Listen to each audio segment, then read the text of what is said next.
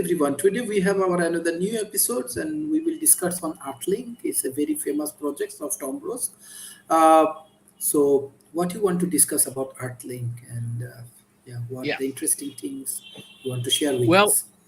yeah, the Earthling Initiative is one of three initiatives in my campaign meta initiative, and I'll get into discussing what that is. But in keeping with the format so far that we've developed, I'll start with sharing my screen and showing a 2.5-minute video that kind of gives an overview of what this initiative is all about.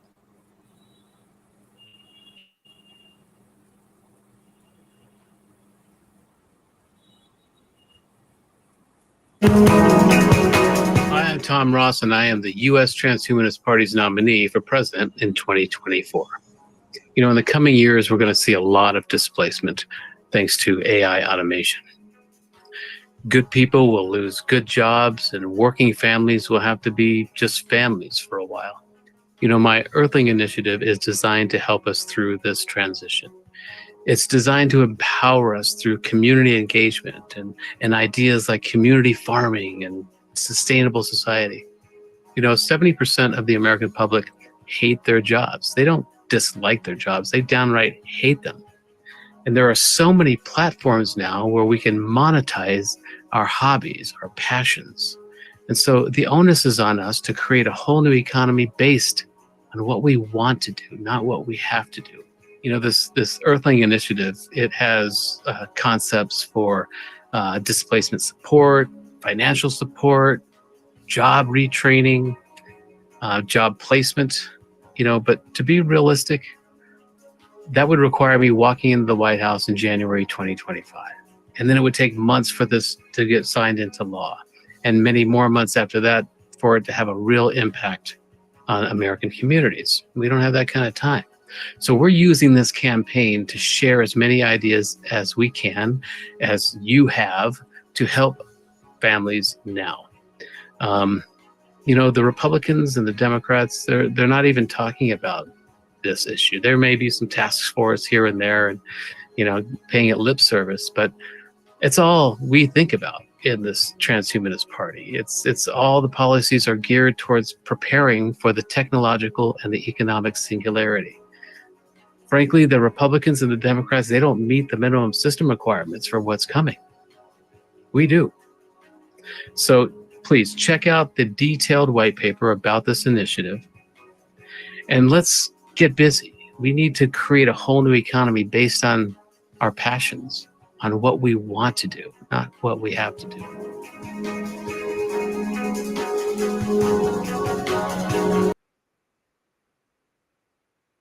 Okay, so that's kind of just a general overview of what this initiative is about. And again, it doesn't require me winning the White House for it to have an effect.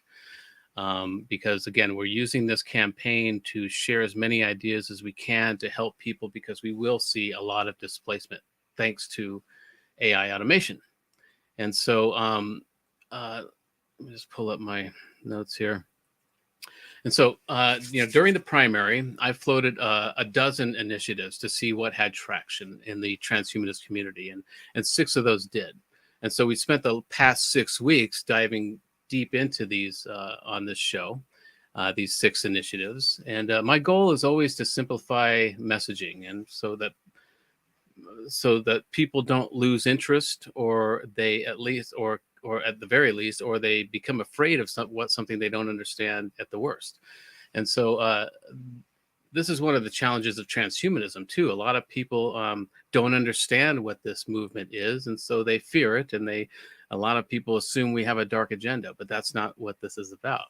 And so in order to further simplify my campaign messaging, I've incorporated those 6 initiatives that we talked about over the last 6 weeks into one big meta initiative. Now, a meta initiative is an overarching strategy that coordinates and guides multiple related initiatives toward a common goal. And as you know, an initiative is a specific action or project designed to achieve a particular goal or address a specific problem. So my meta initiative has 3 initiatives within it. And the first one we're going to discuss today is the Earthling initiative. And so we'll do this for the next 3 weeks. We'll discuss This Earthling initiative today. We'll discuss the Artisanal Intelligence Initiative next week. And then the third week, we'll discuss the Extraterrestrial Initiative. And maybe on the fourth week, we can talk about how these all interrelate. And so I wrote a detailed white paper about each of these initiatives. And since this is an open source campaign, these initiatives are living documents. These white papers are living documents, and they're open to suggestions and ideas, and to fine tune them, to make them real world answers to the problems that we're going to face. I've got experts on my team who are experts in the economic singularity, experts in homelessness and food insecurity and climate change and other areas that are already working hard on implementation plans for these initiatives. And so this is the one we're working on now for the next couple of weeks in our campaign team.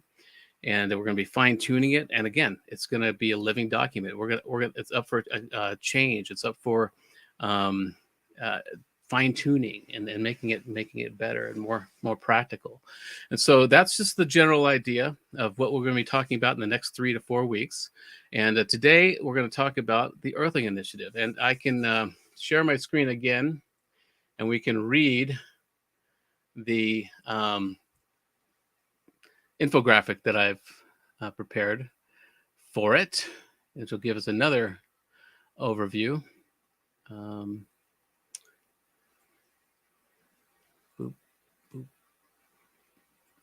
Okay, so again, the Earthling Initiative, and the abstract I've written for it, the kind of the introduction is is it there? Anyway, the Earthling Initiative for the American people aims to prepare individuals for the challenges presented by the technological singularity, the economic singularity, job displacement due to AI automation, and the transformative years ahead. Is it not showing up? That doesn't matter. This visionary national effort emphasizes uplifting solutions that empower individuals to optimize their true potential and thrive amidst the disruptive technological advancements. The initiative focuses on community collaboration, a new economy of passions and hobbies, practical support for job displacement, and ethical AI governance to foster a positive vision of the future. Now, what I see as the problem is as rapid technological advancements reshape the job market and societal landscape, there is a pressing need for individuals to adapt and embrace technological literacy. The disruptive nature of AI and automation poses challenges in maintaining economic stability, leading to concerns about job displacement and the potential loss of traditional career paths. Without proper preparation and support, people may face significant difficulties in navigating this transformative period and harnessing the benefits of AI and automation. Now, this is a way to not only survive the economic singularity, but to thrive during it. And I think that's going to be very important, because we do need to see this as an opportunity and not as a threat. So my solution is the Earthling Initiative offers a comprehensive solution to address these challenges. Firstly, it advocates for embracing technological advancements through education and reskilling initiatives. By promoting technological literacy and facilitating lifelong learning support systems, individuals can thrive in a technologically advanced society and harness the potential of AI and automation. Additionally, collaboration at the community level includes neighborhood engagement and community farming, fosters mutual support and resource sharing, building strong and more resilient societies. Now, that sounds kind of blue sky, but there's a lot of detail that put into this solution. And then that white paper, you'll see that. And we'll also have these experts on our team that are working on implementing this solution. The practical measures I am proposing: the initiative proposes practical measures to realize its vision. This includes encouraging individuals to leverage online platforms like Etsy and YouTube to monetize their passions and hobbies, fostering a new economy that celebrates individual creativity and expertise.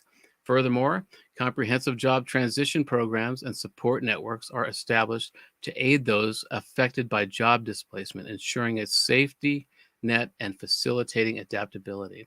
Ethical AI and governance frameworks are emphasized to address algorithmic bias, data privacy, and transparency, promoting responsible AI development and deployment. So, in conclusion, the Earthling Initiative provides a hopeful and forward thinking approach to prepare Americans for the challenges and opportunities presented by the technological singularity, the economic singularity, and AI automation. By fostering community collaboration, promoting a new economy centered on passions and hobbies, supporting job displacement, and advocating for ethical AI governance, the initiative empowers individuals to thrive amidst disruption. Together with a focus on technological literacy and community building, we can create a future where every American flourishes and contributes to an inclusive and technological advance of society. Now, this is obviously very American focused because this is the campaign is for becoming president of America.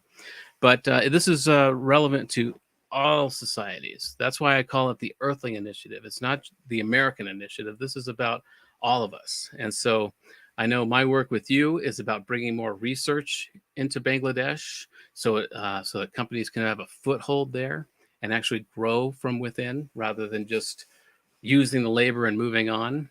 So I think it's a very important part of what you're doing. And so this is, again, it's about all of us. It's about Earthlings in general. So this is America is an experiment. This is a good place to experiment on this kind of idea. And if it works, we can scale it worldwide, you know?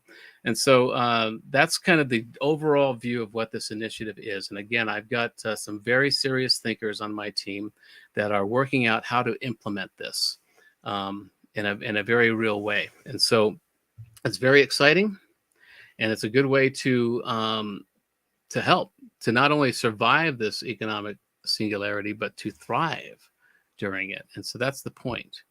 Any questions so far, Sharif, before I ramble on?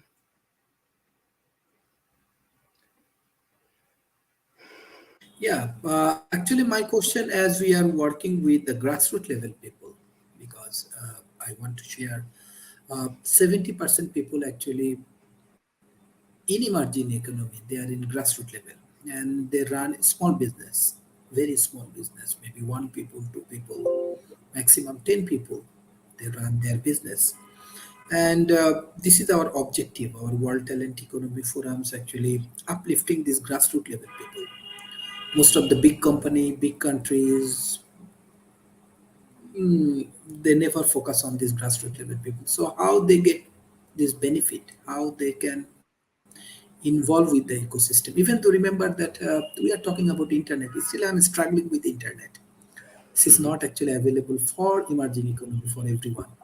So how we can engage with these grassroots level people, we can change human life, we can make economic progress and Mm-hmm. give them better life. Yeah, that's really the point of this initiative and all the initiatives is giving the power back to the people. They, like, again, the government, the Republicans and Democrats, they don't meet the minimum system requirements for what's coming. They are not preparing us for what's ahead. That AI automation is taking everything over. I think because most of them are boomers and they don't really understand what's happening.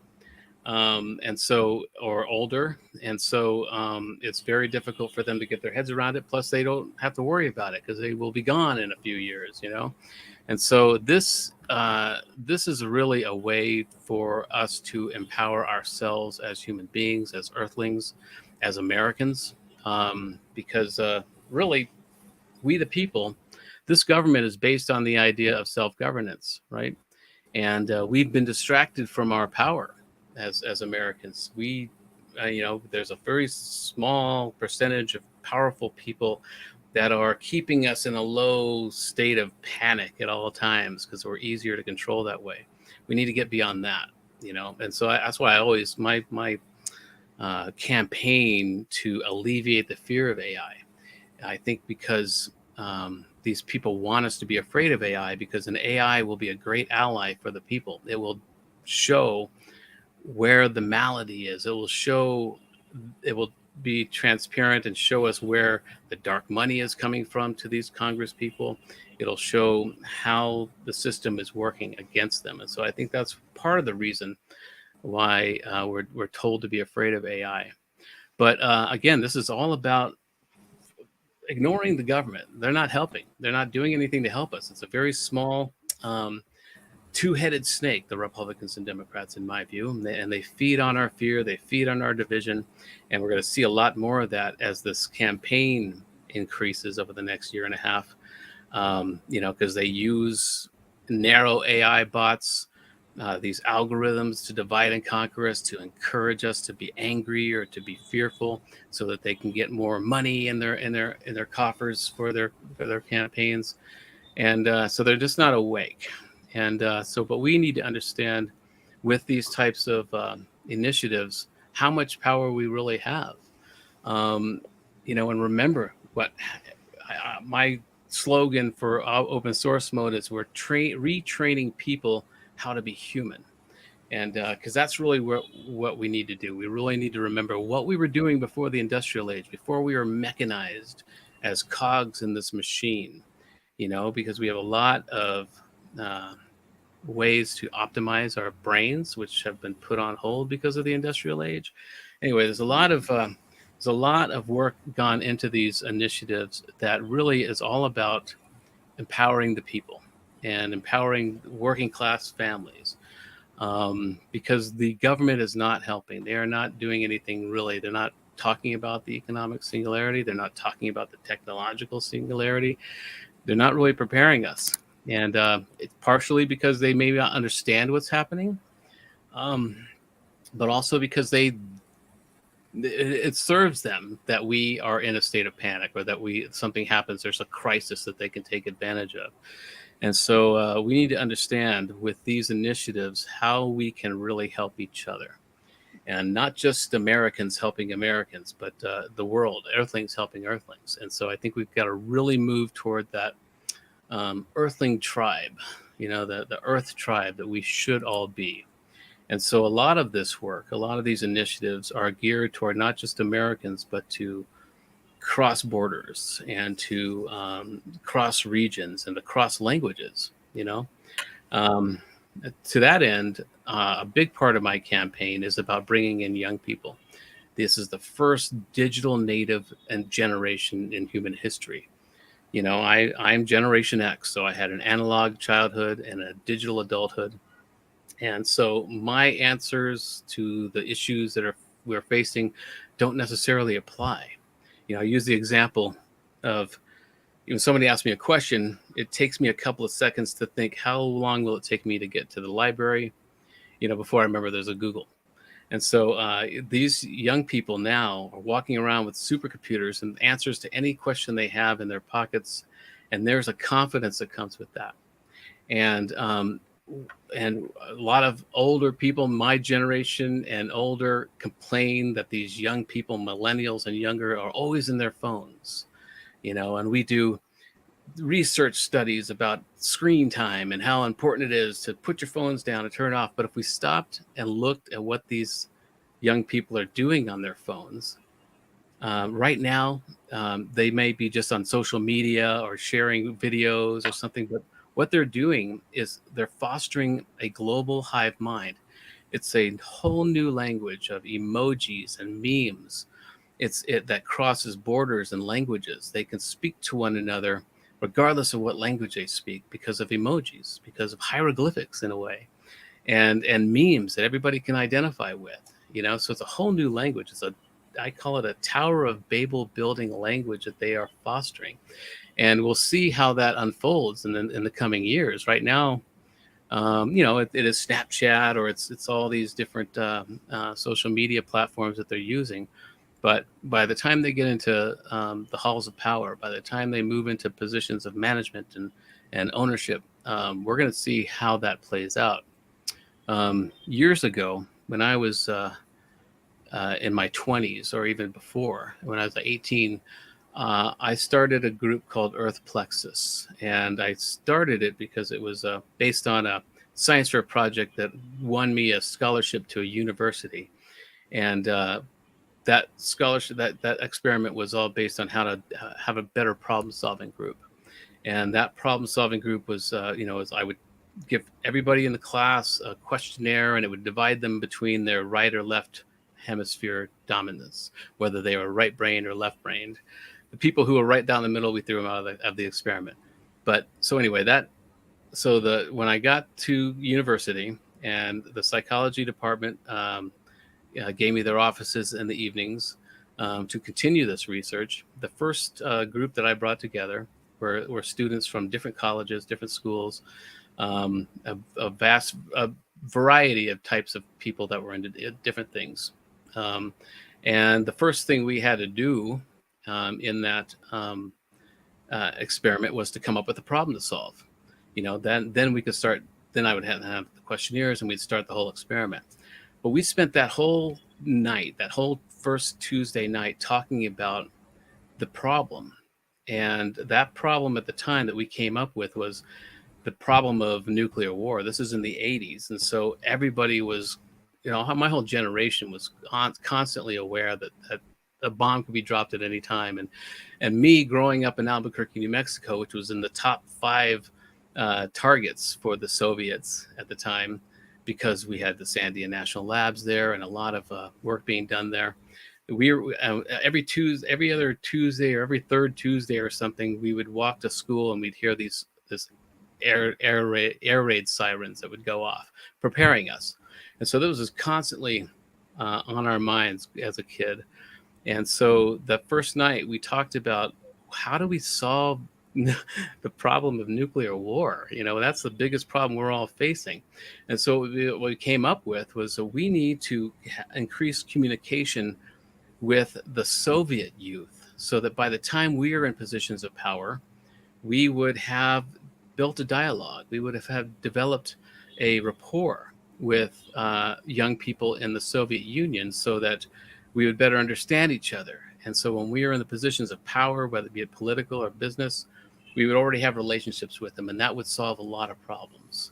And so that was the genesis of all of this, is how to increase communication amongst young people right now. And right now, and when I would talk about this idea with baby boomers at the time, or I'd talk about my concerns about the environment, because that was a big issue for us too, they would kind of shine me on, and so I promised myself in my early 20s that when I became my age now, in my 50s, I wouldn't shine young people on. I would listen hard to them. And I kept that promise, not because of that promise, but because I really need to. We need to really bring these young people to the table. We need to hear what they have to say, because my solutions, even if I'm as open-minded as possible, they don't really count anymore. We need to understand what they need in order to avert all kinds of existential threats. And so a big part of my campaign is bringing young people, which I call digital dignitaries, to the table. Because it's so important, because to hear what they have to say. And so young people are really key to solving a lot of our existential threats. And the fact that they are developing this hive mind, this global hive mind with this whole new language, it's going to be very important if we want to survive as a species. And so that's a big part of this campaign, is to bring these young people to the table. One of my ideas is to have a singularity secretary, a whole cabinet seat dedicated to the technological and economic singularity. And to do that, the youngest you can be to have a cabinet seat is 25 years old in this country. And that's the age range I would be looking at for this position. Now, so yeah, a lot of this is, it would require me winning the White House and walking into the White House in January 2025. And then it would take, months for this initiative, as I was saying in the video, to be signed into law. And then it would take even more months, even a year, before it has a real impact on American societies or American communities and families. So we don't have that kind of time. And so, what's really important is using this campaign to start sharing as many ideas as we can, because during the length of this campaign, the next 18, 17 months, whatever it's going to be, we're going to see a lot of displacement. We're going to see a lot of AI automation that is putting people out of jobs, and it's only going to increase. And it's only going to become exponential over the next few years. And so we don't have the kind of time to wait for this to get signed into law. So we are using this campaign to share as many ideas as we can. We're coming up with ideas of trading cards with ideas on them to make them gamified, so that it'll increase the viralness of these ideas. And we've got different ideas for the levels, whether it's a long-term solution, like neighborhood farming and this type of thing, or if there's an emergency level, because even I talk about this in the extraterrestrial initiative, because that's the narrative that the military industrial complex is going with. The government is now admitted to the fact of UAPs, and they have whole departments now set up to study this. We know that they know far more than they're letting on. But that extraterrestrial initiative I have is empowering the humans, the people, to do their own research and to develop a whole force of emotional first responders, because the government is not preparing us for disclosure. And again, it's just like they're not preparing us for the economic singularity. They're not preparing us for the technological singularity. And they're not preparing us for disclosure in general. And that tells me it's just it's a national or a global psyop to keep us in a state of panic.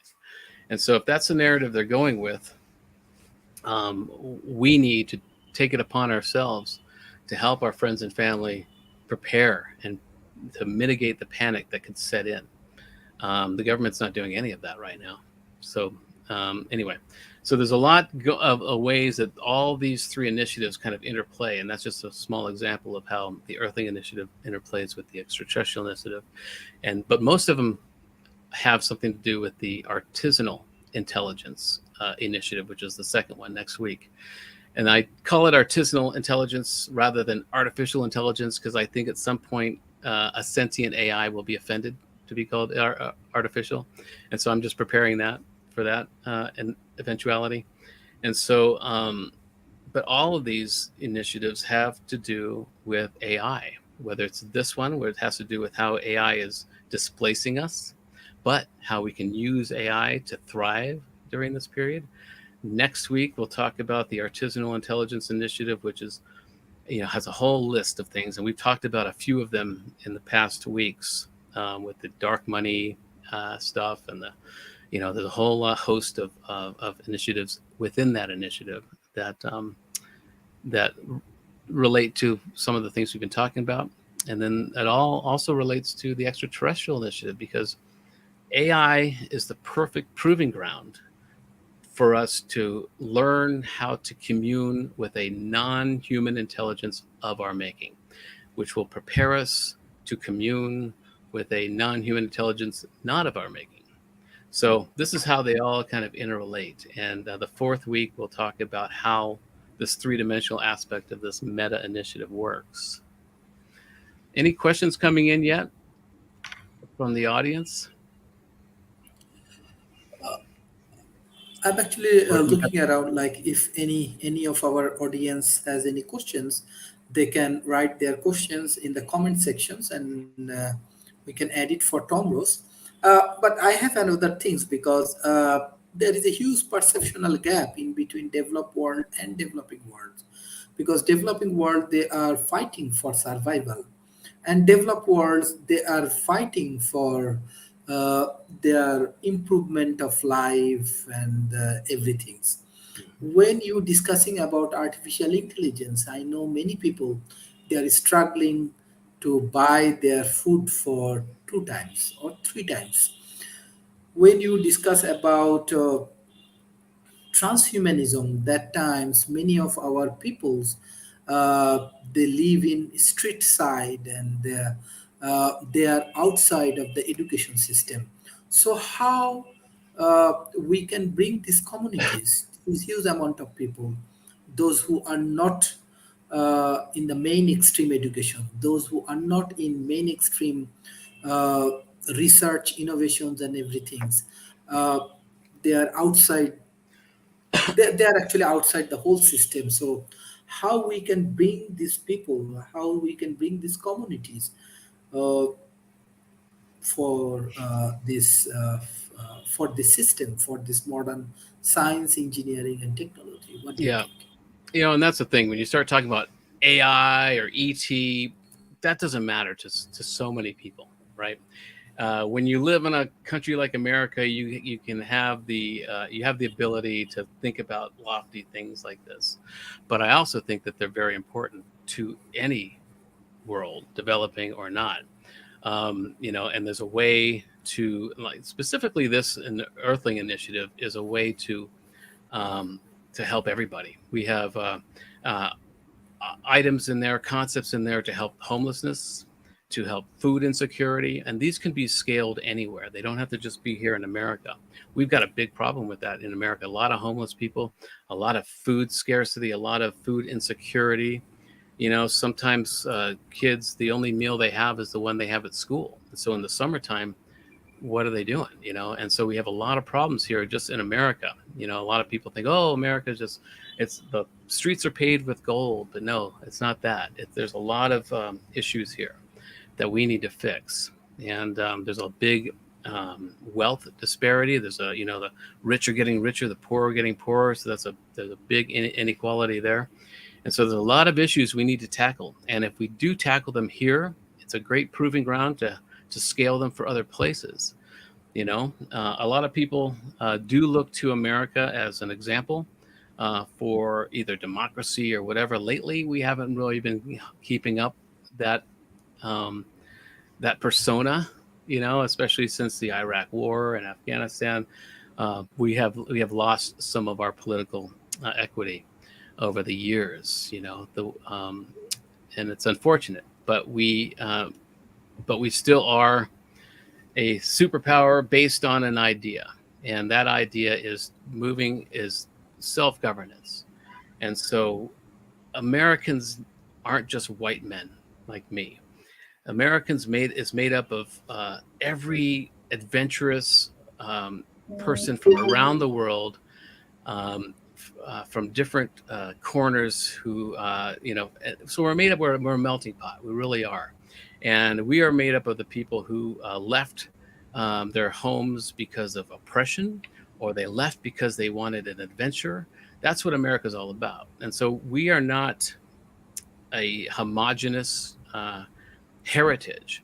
We are Earthlings. We are Earthlings who have a sense of adventure, and that's what we need to focus on. So that's the thing about America, is it's not white men like me running the place. I'm sure there are a lot of us, but it's really about tapping into that spirit of adventure, tapping into that spirit of innovation. We've come up with in this country, it's not just the white men, but we've come up with a lot of inventions: the car, um, television, a lot of the personal computer.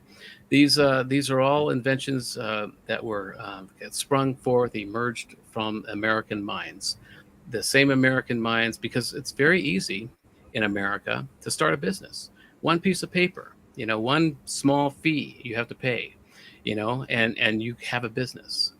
There's countries like I talked to somebody in France years ago, and they said it takes so long to start a business in France. You have all these hoops to jump through.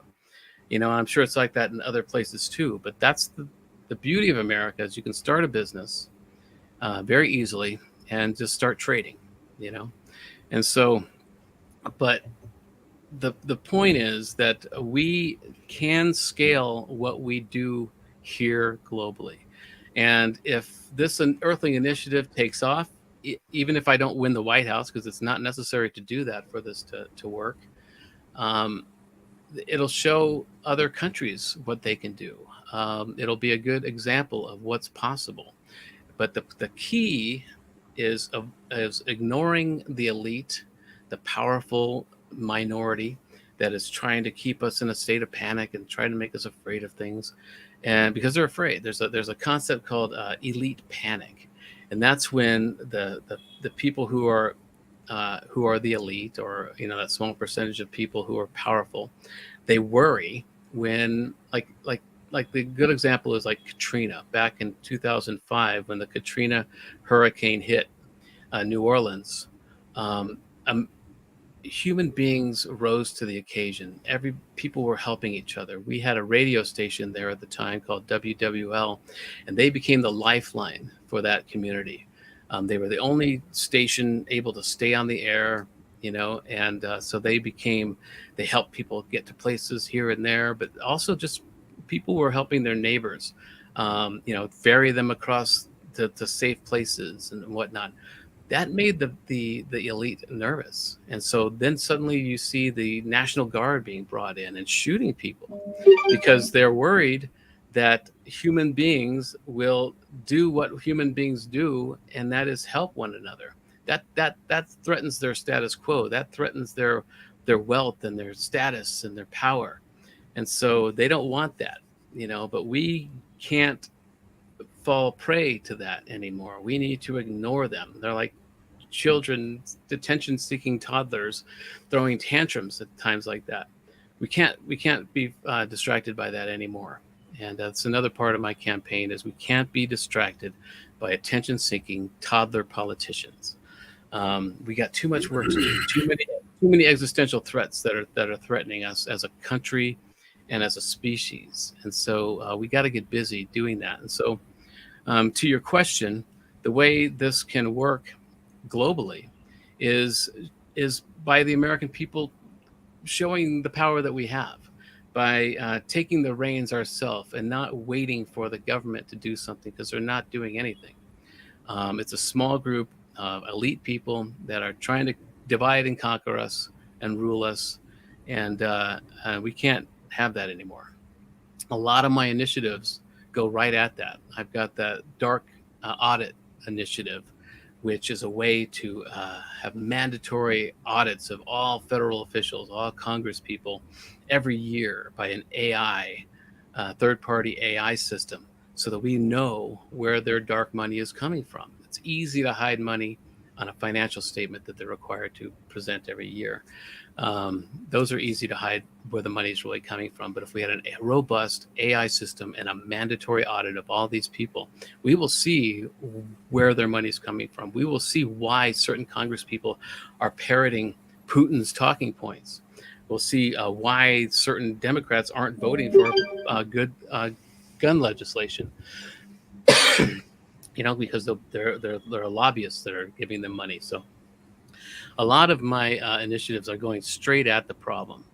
A lot of them, too, would require Congress to pass them, which makes it difficult, unless I became president and could have an executive order for some of these, But that's a distraction, too, to worry about getting something passed into law or to working through the system of the Congress. It's not going to work. So we just need to understand as a people the power that we have, and by doing that, we will be an example for the rest of the world, to show the rest of the Earthlings that we all are, to the power that we all have. There are so many of us Earthlings compared to the people that are in power that that we need to recognize that. And so I think, again, when I talk about AI or I talk about extraterrestrials, it seems lofty and and out there, but it's all very important to all of us taking control of what's happening. Um, and so this Earthling initiative is probably the most global right now. Talks about things that we all face as countries. It deals with homelessness. It deals with overpopulation in a way. It deals with food scarcity and food insecurity. And so these are things that if we can get them enacted, or even just work on them, can scale to other countries. And so I think that's the main goal. Other than this goal, the goal of my campaign being a marketing campaign really for transhumanism, to seize back our narrative because it's gotten away from us. People think we have a dark agenda, but it's also about putting the human back in transhuman, by initiatives like this, which will help people immediately in the next few months. If they get displaced from their jobs, it'll show them ideas of how to make money on their passions, how to build a whole new economy based on what they want to do, not what they have to do. So, excuse me. So there's a lot of things within this one initiative that can help everybody, and we don't need to wait for me to win the White House, or for these to be signed into law for them to work. And so that's really the point of this campaign, is to show the people, to empower the people, and regardless of whatever government agencies are out there, because they're not helping.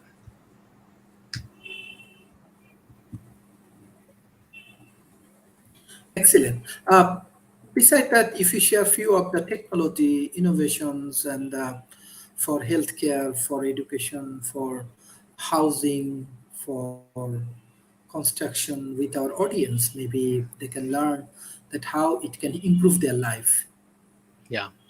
Well, when I was there with you in Dhaka in April, you took me around to some of your sites, where you're building houses and building up, and your sustainable building solutions that are going on. And in my view, Dhaka specifically is a great microcosm of what the world will have to deal with in the coming 100 years, by the end of this century. It's overcrowded.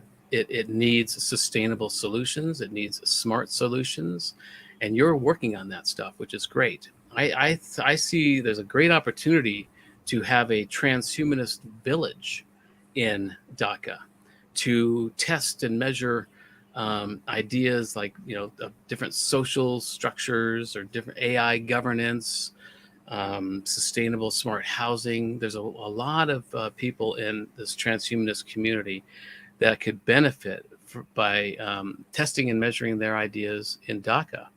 And I know that the prime minister there wants a digital Bangladesh. She's got an initiative to bring more companies in. She's got economic zones that, with lower taxes, and a way to entice companies, technological companies specifically, to come there. And so it's a really good time for all transhumanist companies, or even just any technological company, to look very seriously at Bangladesh and at Dhaka, and especially with your efforts to bring more research there. So it's not just a place where they get free labor and then move on, where you have research there, and with your work with the universities, to really embed technology and science in Bangladesh. So that's a very positive thing that you're working on. And so, yeah, there's just so many opportunities. So there's almost too many opportunities. It's hard to keep my thoughts together with some of them. And so I think, to your question, there's a lot of, like, when you mentioned healthcare, and we had a conversation last night. Yeah, I've got a whole process to where my team members can propose an initiative that they have that may not necessarily fit in my three initiatives, but if they go through a process of presenting it to us, and then giving us a white paper, and then we could vote on it, whether it fits our party's platform or it fits within my campaign messaging, and then they write a white paper so that they become an expert on their idea, and then we put them through some media training so that we're all telling the same story, what to say, what not to say, this type of thing. And once they've gone through that process, then they can promote their initiative on their own, under the campaign banner, because there's way too many ideas coming in for me to fit them all, or to present them all properly.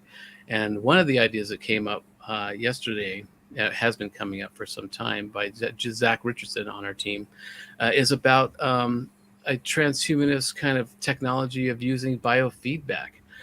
He's had experiences with that. He's had a lot of experience in the medical field for one reason or another.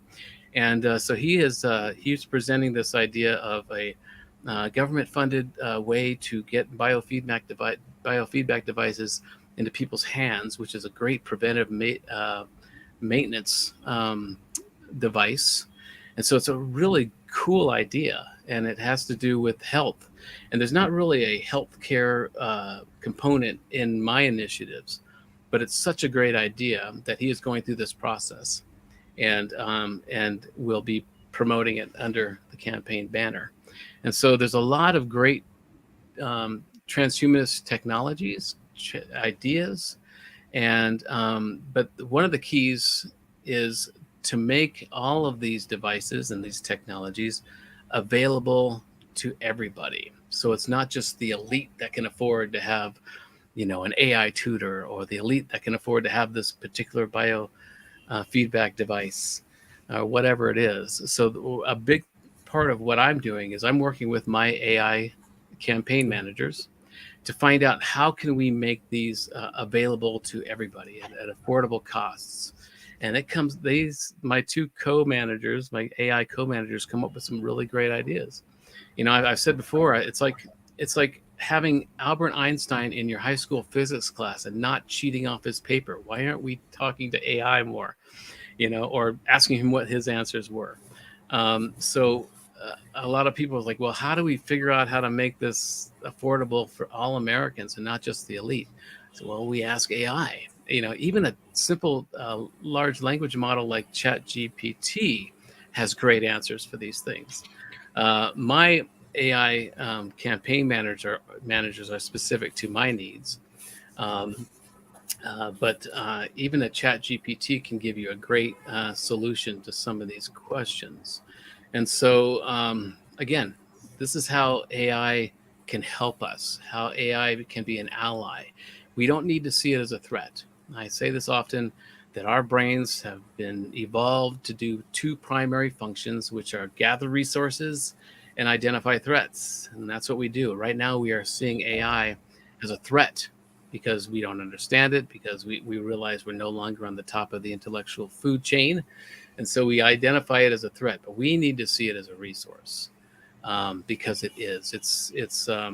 It can help us solve many, if not most, of our existential threats. And so it's concerning that we're told to be afraid of it, and even smart AI developers are afraid of it.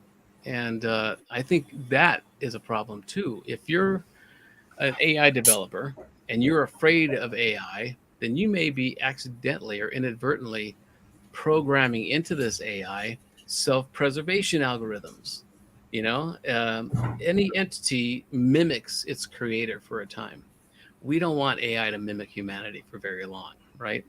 But there's something that happens. There's an interplay, the observer effect, when a developer is developing an AI, and they maybe not consciously, but could inadvertently be programming into it their own self-preservation algorithms.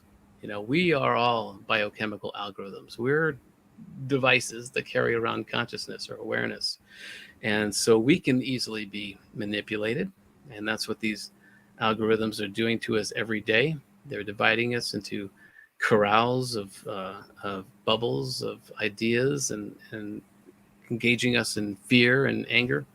So anyway, there's a lot of work to be done to, first of all, educate ourselves of the reality of how sophisticated these algorithms are.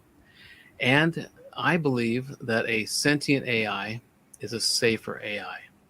And this is based on my first principle argument that the smarter AI gets, the kinder it becomes. And I can make that argument because cooperation is so much more efficient than competition. We can go into that, and we have many times on this show.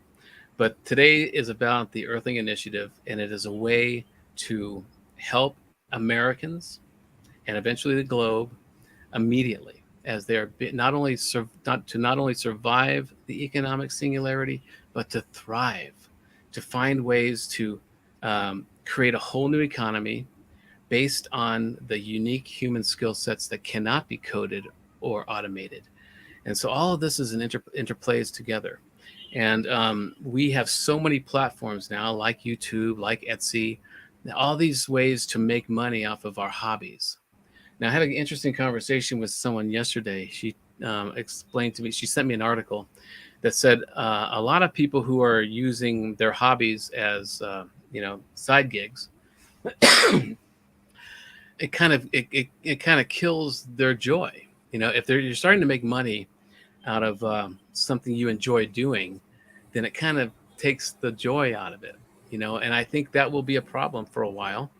But I also explained to her that this initiative, my AI tutors initiative, if we got it into the hands of young people early on, that they wouldn't have that problem. There's going to be a lot of us that will find that the stuff we used to love to do in our free time, if we turn that into a business, it will take the joy out of it. And so that will happen. But if we have young people who have their own AI tutors, their own AI companions that learn them, that hone in on their innate skills and talents, over time, within a generation, we will see that they will be put on a career path to make money out of what they love. So I think it'll take a generation for this to really take effect, if that. And so there's a lot to consider, but what choice do we have? AI automation is taking over all of our jobs. It's disrupting the workplace. It's disrupting society in general, but it's going to continue to. And so instead of seeing it as a threat, instead of throwing up our hands and giving up, we need to see it as an opportunity. The onus is on us to create a whole new economy based on what we want to do, not what we have to do. And even if some of us, it's a killjoy for some of our hobbies, so be it. Find another hobby, something else to do, because we really have the opportunity now to optimize these supercomputers in all of our skulls and to create an economy based on, again, our passions. And there's so many platforms out there now to do that. And so this is, again, it's an experiment, but it's a necessary experiment. We don't have really any other choice. We can either throw up our hands and give up, say this is the way it is, and what do we do then? But instead, we should see this AI automation as an ally, as a good friend who is showing us what we can do with our time. And again, it's a responsibility. Nobody likes to get out of their comfort zone, and there are people even striking or picketing because they're losing their assembly line jobs. And that just tells me that they're not seeing the opportunity here. There will be a lot of good people losing good jobs in this lacuna of time. And that's a reality, and it's sad. But it's also, for many of us, going to have to be an opportunity to take the reins of our future and get through this together. And so this Earthling initiative has a lot of ideas of how to survive, not only survive the economic singularity, but to thrive. And so we'll be discussing more of that. I've got a white paper available if anybody wants to DM me and or join the team. There's a lot of information coming in of how to implement this initiative. And so this has just been a kind of an overview of this initiative, but it's very detailed. There's a lot of implementation steps along the way, and there's even more coming in. So this is a way that we can all help each other get through this time. Thank you. What's your concluding remarks for today's session? Well, that's it. I think, again, I've been trying to simplify the campaign message because people are either lose interest or they're afraid of what they don't understand. And so we went from the 12 initiatives I was proposing in the primary to the 6 initiatives that we've talked about over the last 6 weeks to now these 3 initiatives that combine a lot of what we've been talking about into one meta initiative. And so again, next week we'll talk about the Artisanal Intelligence Initiative. And that within that is a lot of what we've already been talking about in the past 6 weeks. And then the third week we'll talk about the Extraterrestrial Initiative and the implementation steps of mitigating panic and preparing for this narrative that the military-industrial complex is going with. And on the fourth week, we'll talk about how these all work together. And by then, we'll have a lot more information on all of the initiatives, because our team is focusing on one initiative per week. We have to stagger because we got our chairman is going to be out of town, but we're going to be fine tuning these initiatives as we go, and we're going to be making them more real world. And we really want your ideas. We want everybody to share these ideas, to bring us your ideas, because this is an open source campaign. I have released the code to the public of what we're doing here by these shows. Thanks, Sharif, for doing this series. And so just like the open source code method, by releasing the code to the public, they will fine tune it. They will make it better. And so that's what this is all about. And so this isn't about winning an office. This is about surviving what's coming. And this campaign is more of a marketing campaign for transhumanism. It's a campaign for Earthlings. And so, and because the Republicans and the Democrats, again, they don't meet the minimum system requirements for what's coming, but the Transhumanist Party does. And all of our policies are geared towards preparing us for these singularities and for AI automation. And so that's my concluding remark, is just please join this campaign or share your ideas with us, because we can only get through this if we work together.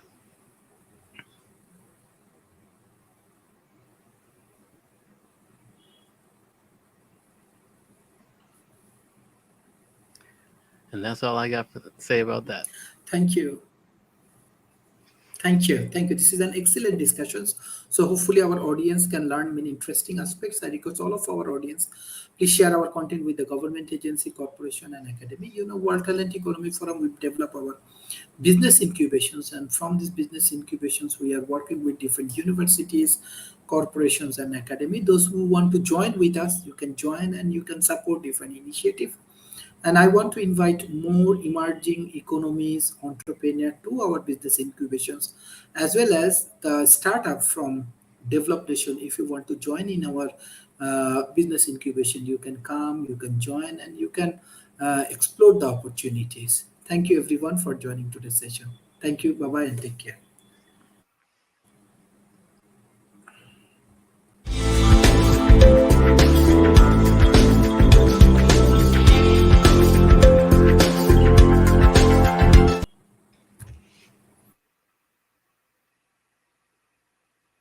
Still on there?